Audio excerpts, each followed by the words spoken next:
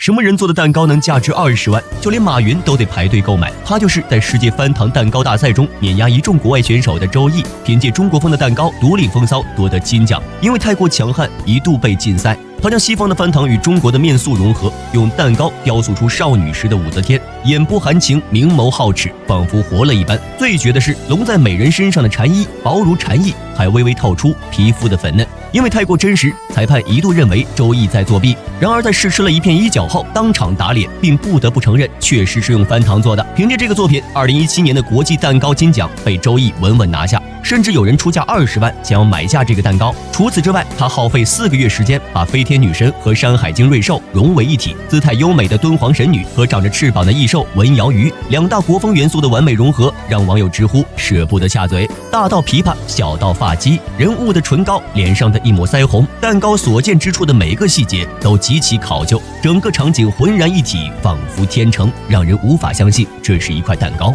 让人想不到的是，曾经的周易却是个彻头彻尾的学渣。技校毕业后的第一件事就是去摆摊，结果却不尽人意。后来根据自己兴趣，以雕刻和面塑为生，又在偶然的情况下接触了翻糖，从此他的人生开始改变，从技校学渣到面塑大师，从摆摊小哥到世界冠军。这简单的几句话，周易却用了14年。但是翻糖创作的背后，周易必须要和时间赛跑，因为翻糖只有在高温软化的状态下才能进行塑形。头部的时限是30分钟，衣服的时限是2个小时，而那些薄如蝉翼的纱衣只需4秒便会彻底硬化，无法再用。为了避免浪费，周易往往一做就是好几个通宵。有时为了做好发饰上极小的珠花，需要将80度的糖浆拿在手中，飞快地拉动塑形，高温把他的手烫出一个个水泡，但他却无暇顾及，咬咬牙继续创作。在周易的身上，匠人精神展现得淋漓尽致。除了让人直呼不舍的下嘴的美人蛋糕，他还能用翻糖复刻出各种国宝文物：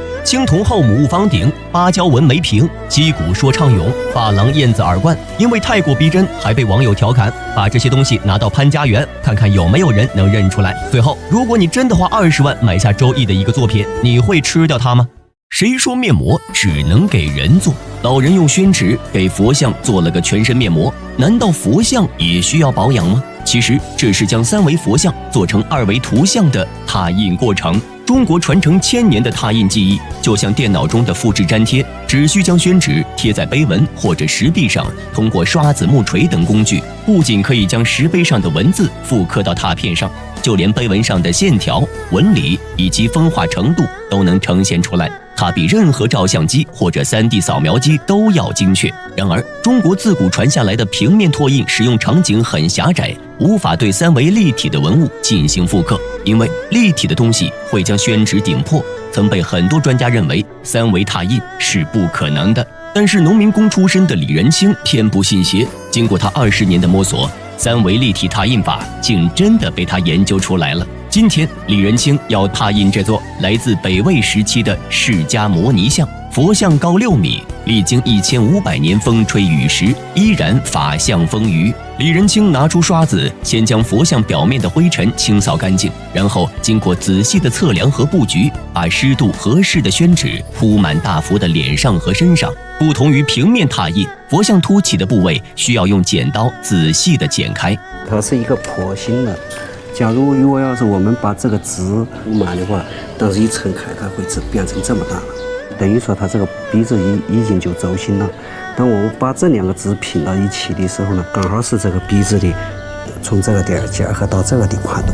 虽然说起来很简单，但3维拓印难就难在这里。李仁清需要在心中计算，重新布局，哪怕多减1厘米，整个过程都要推倒重来。由于宣纸干得很快，他必须赶在水分蒸发前将大佛整个包住。裹上宣纸后，还要重复刷上10几层墨汁。在上墨的过程中，能够发现古人在雕刻佛像的时候留下的印记。3维拓印技术会把它们分毫不差地复制下来，这也是拓印的魅力所在。经过2天1夜的紧张工作，李仁清将宣纸从大佛身上剥离开来。因为立体拓印需要随着佛像的凹凸不停裁剪的原因，所以此时的宣纸呈碎片状，而最后一道步骤就是将它们拼接在一起。上千张脆弱的碎纸看起来杂乱无章，但拼接时不能出现丝毫差错，否则就会前功尽弃。其中拼接大佛面部是最难的，将3维的佛像还原在2维的宣纸上，只能看到佛像的正面投影。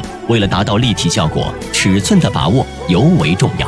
李仁清跪在地上拼接修整了3天，一幅完整的佛像拓片终于展现在人们眼前。拓片上浓淡相间的墨色光影浮动，让大佛产生了衣袂飘然之感。这种效果是现代工具远远达不到的。虽然3维拓印很神奇，但未经许可私自拓印文物却是要领银手镯的。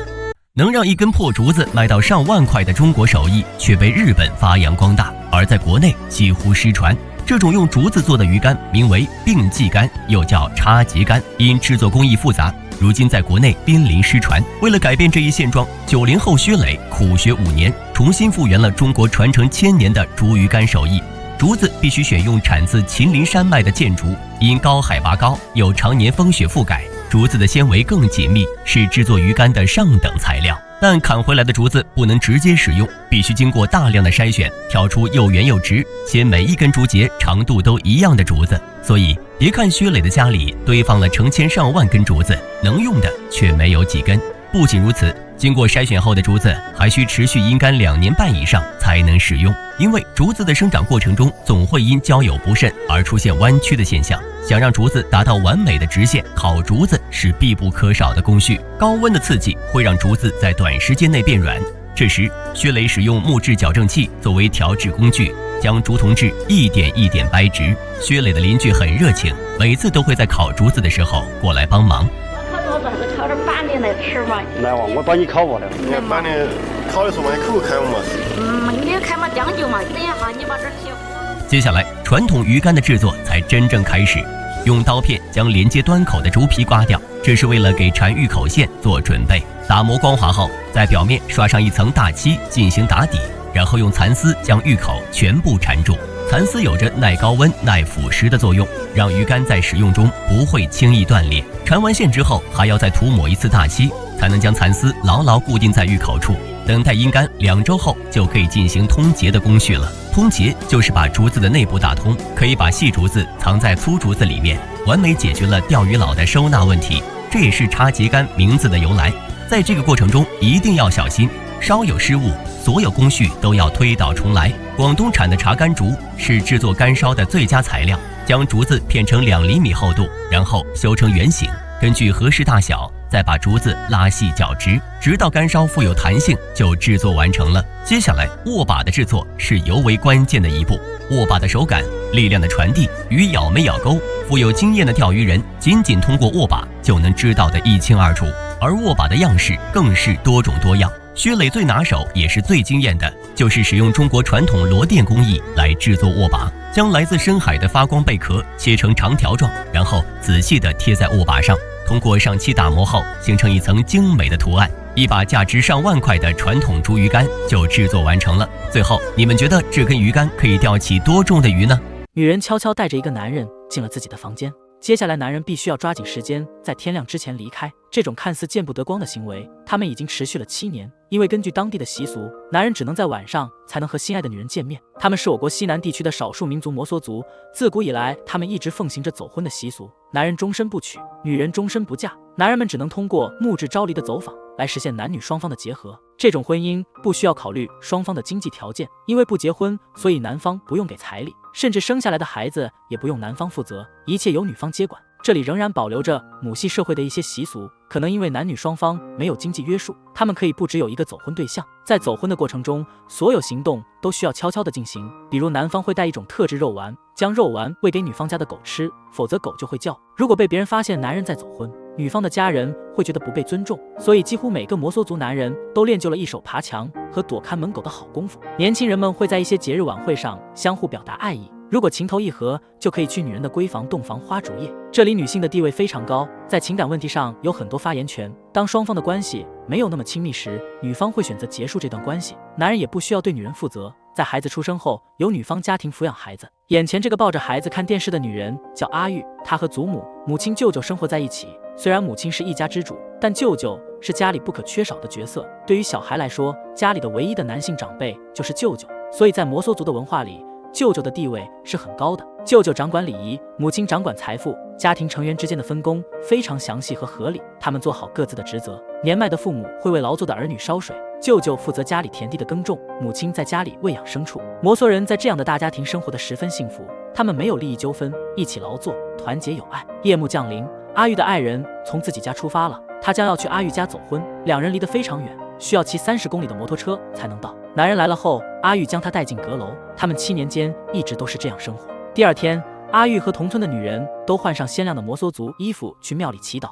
转经筒、虔诚跪拜，为家人祈求平安。跪拜完，他们来到小镇购买生活所需。这些卖东西的小贩大多也是摩梭人，只是他们放弃了走婚生活，选择一夫一妻制的生活。今天对阿育家来说是特别的一天，表妹成人礼到了。女孩成人礼是一个家庭十分重要的活动，表妹有长辈为她穿上崭新的摩梭族衣服，喇嘛会对女孩进行祝福，长辈们念经煨桑，往炉子里撒些面粉，以此表示对少女的祝福。接下来给表妹单独空出一间闺房，她就可以开始走婚的习俗了。随着旅游开发，越来越多人知道摩梭族这个族群，外地人来到这里，了解到摩梭族代代相传的走婚的习俗，欣赏摩梭文化，不用顾忌父母给的压力。走婚的男女更在乎彼此的好感，似乎当今社会的许多年轻男女都被父母催婚，摩梭人的走婚更容易被现代年轻人接受。也正是因为这种方式，摩梭文化吸引了许多游客的到来。眼前这个扛着怪鸟的老头是一个拥有12名员工的小老板，老人名叫宗满，是当地有名的捕鱼大师。他经常带着员工到附近的村子捕鱼，所谓的员工其实就是鸬鹚，俗称鱼鹰，拥有精炼的水性和颇好的视力，让他成为天生的捕鱼小能手。老人一共养了12只鸬鹚，他通过奋力的击打水面和大喊大叫来惊扰水下的鱼群，然后鸬鹚潜入水中，一口把逃命的鱼吞进嘴里，接着老人将其从水中挑起，把鱼吐回竹篓里。细心的你一定能发现，每只鸬鹚的脖梗上都拴着一根绳子，扼住鸬鹚咽喉的并不是命运，而是防止鸬鹚贪吃的草绳。如果是在其他村子捕鱼，老人需要将自己的渔获分一半给当地村民，这是捕鱼人不成文的规矩。老人还有一项绝活，让他在当地声名远扬，那就是给鸬鹚相亲配对。这包办婚姻的待遇，并不是每只鸬鹚都能享受，只有能力出众、工作业绩显著的鸬鹚才能拥有自己的后代。这只叫大毛的鸬鹚就获得了传宗接代的机会。老人在经过深思熟虑后，开始为大毛四处走访，选择相亲对象。老人早早地带着大毛来到女方家里，岳父一把将女儿扔在地上，大毛对其一阵上下打量后，显然对眼前的女嘉宾兴趣不大。岳父也知道现在提倡自由恋爱，强扭的瓜不甜，于是又领来一位女嘉宾。大毛仔细地审视着他们，然后果断地为第2位女嘉宾爆灯，另一位女士遗憾离场，结局很圆满。2只鸬鹚牵手成功，大毛带着他的心动女生回家了。老人早就为2位新人准备好了的婚房，将他们放下后，他默默地离开了。大毛虽然没吃过猪肉，但是他知道接下来要做什么。不出意外，他们很快就会结出爱的果实。5天后，宗满带着孙子来视察工作了。他仅凭肉眼和触摸就能为鸬鹚做一场精确的孕检，无论是否受精，或者孩子是男是女，老人都能精确地分辨出来。为了让刚出生的小鸬鹚亲近人类，他必须亲手把它抚养长大。这并不是去负留子，当大毛过完婚嫁产假度完蜜月，还会回来继续打工的。老人宗满将卵交给一只母鸡孵化，一场借鸡生蛋的预谋开始了。当离鸬鹚的破壳还剩10个小时的时候，老人为了防止母鸡认出鸬鹚不是自己的亲生孩子，怕它赶尽杀绝，宗满会把鸬鹚带回来自己孵化。可怜的母鸡终究为他人做了嫁衣。在鸬鹚孵化的2个月内，老人会一个人待在屋子里坐月子，他时刻精心照料着小鸬鹚。这个期间，他会拒绝所有来客。养育孩子的压力使他难以入眠。2年后，小鸬鹚就会被他用草绳套住脖梗。此后，他会为老人连续工作20年。就这样，老人带着一代又一代的鸬鹚征战江水。他与鸬鹚共同生活，在水里快乐的嬉戏，就像古代帝王的酒池肉林，左拥右抱。只不过帝王怀里的是美女，而围在老人周围的是鸬鹚，只有这点差别，仅此而已。男人将一只鸽子拴在木棍上，然后在鸽子的上方布下一张捕鹰网，接着他钻进旁边的窝棚里，通过不断的拉绳子，让鸽子不停地扑棱起来。当天空中的猎鹰想捕捉鸽子时，就会被捕鹰网困住。男人就用这种方式捕到了一只猎鹰。鹰虽然抓到了，但是想要驯服一只野生的猎鹰是一件折磨自己也折磨他人的事情。男人名叫赵明哲，是鹰屯的第13代驯鹰人。怎么才能驯服野鹰？他有一套自己的方法。赵明哲先给小鹰挂上一个铃铛，然后开始了长达3天3夜的熬鹰计划。熬鹰就是不让鹰睡觉，驯鹰人和鹰面面相觑，直到鹰先低头睡觉，就算成功了。于是半夜3点，赵明哲和野鹰点灯熬油，两两相望，看看谁才是真正的熬夜大师。开始时，野鹰斗志高昂，连眼睛都不眨一下。在持续熬了18个小时后，野鹰开始打起瞌睡。这时赵明哲就会把野鹰一把推醒。不熬你不知道困，我要熬你就闭眼睛。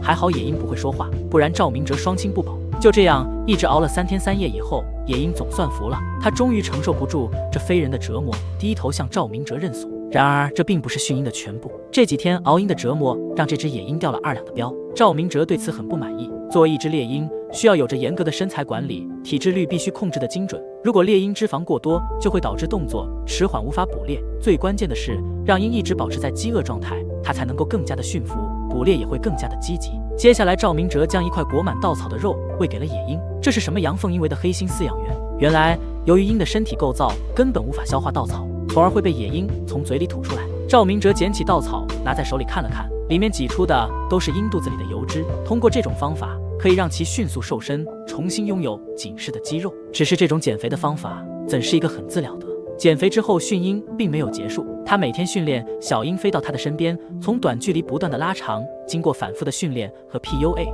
这只鹰已经可以条件反射的飞回到赵明哲身边。等到下雪封山，他们就可以去捕猎了。等到明年春天，赵明哲就会再把小鹰放生，以维持鹰群的繁衍。果然，最好的爱是放手。其实对赵明哲来说，再好的鹰也比不过他18岁那年喂养的那只鹰是白月光一般的存在，不仅健壮，还十分有策略，几乎从不失手。在捕猎比赛上，赵明哲和他的猎鹰风头无两，但是后来猎鹰被一个农妇抓回家剪掉了喙，那只鹰反反复复飞回来7次，最后赵明哲再没有见过那只鹰，这也是他养鹰生涯最遗憾的事情。最后，小编想问大家，是祖上留下来的驯鹰技艺重要，还是保护动物重要呢？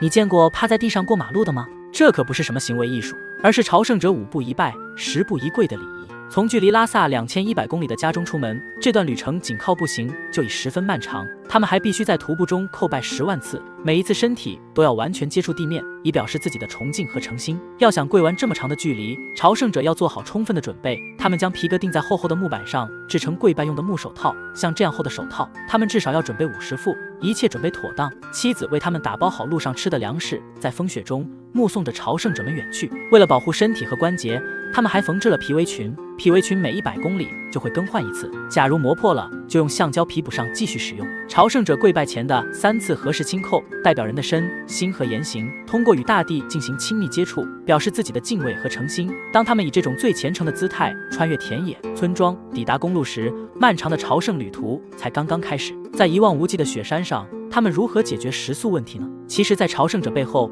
往往还跟着一辆人力车，里面装着朝圣者的衣食住行。对于66岁的布莎来说，这项工作并不比磕长头轻松，高海拔稀缺的氧气和严寒的天气限制了朝圣队伍的行进速度，每跪200米的路程就必须停下来休息，一天下来也只能跪不到6公里。一般人力货车先出发到朝圣者的前面，然后在路边搭建起帐篷，打好水，迎接跪拜来的3位朝圣者。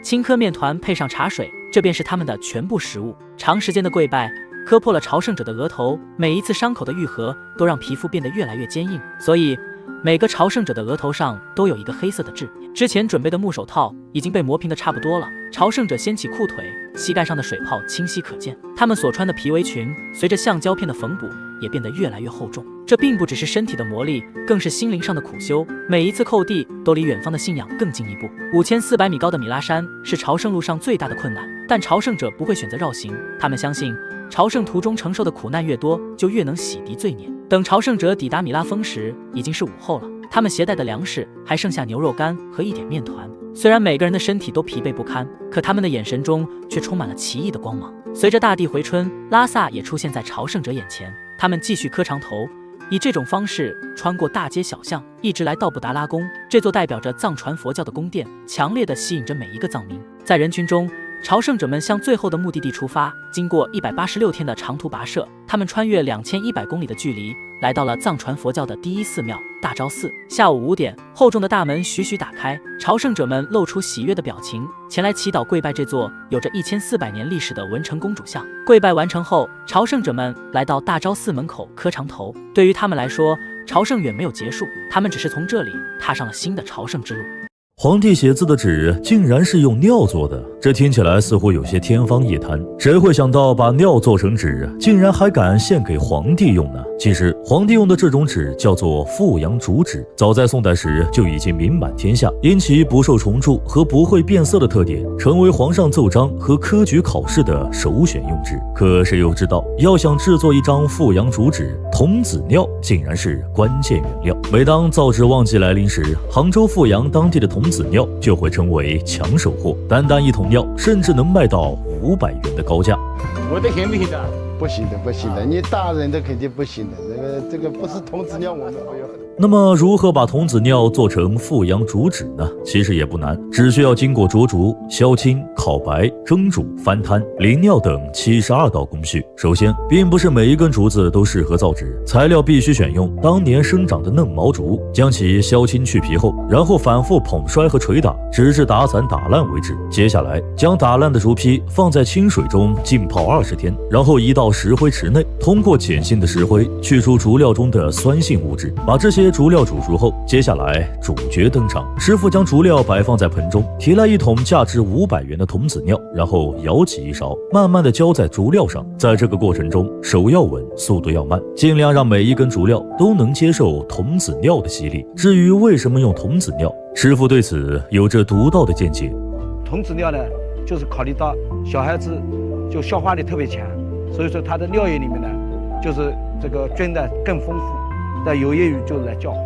在尿液中氮和氨的帮助下，不出1个月，竹子表面便会布满白色的菌丝，这意味着原料已经充分发酵，达到了造纸的最佳状态。此时，用捣头将竹料捣碎成细末，倒入专用的纸槽中反复搅拌，和水溶解均匀，成为浆液，便可以开始抄纸了。抄纸是自古制纸工艺中最有技术含量的一道工序。想要将纸张抄得厚薄均匀，需要师傅成千上万次练习。想要抄好一张竹纸，没个10年8年的功夫很难做到。将抄好的纸压成纸块后，就可以晾晒了。工人小心翼翼地从纸块上把纸揭下来，薄如蝉翼的湿纸非常不好控制，稍不留神就会撕破。接下来用毛刷将湿纸贴在墙面上，等水分完全蒸干后，一张富阳竹纸才算成功。做好的富阳竹纸，纸面光洁，色泽白净，不受虫蛀，不会变色，落笔粗细自如，书写畅如游龙。细细闻一闻，还有淡淡的竹香。为了让纸快速的烘干，整个房间的温度在40度以上，这无疑是对工人们耐心和意志力的考验。可他们仍旧是年复一年，日复一日。1000年以前，一根竹子和水的相遇，让富阳纸横空于世。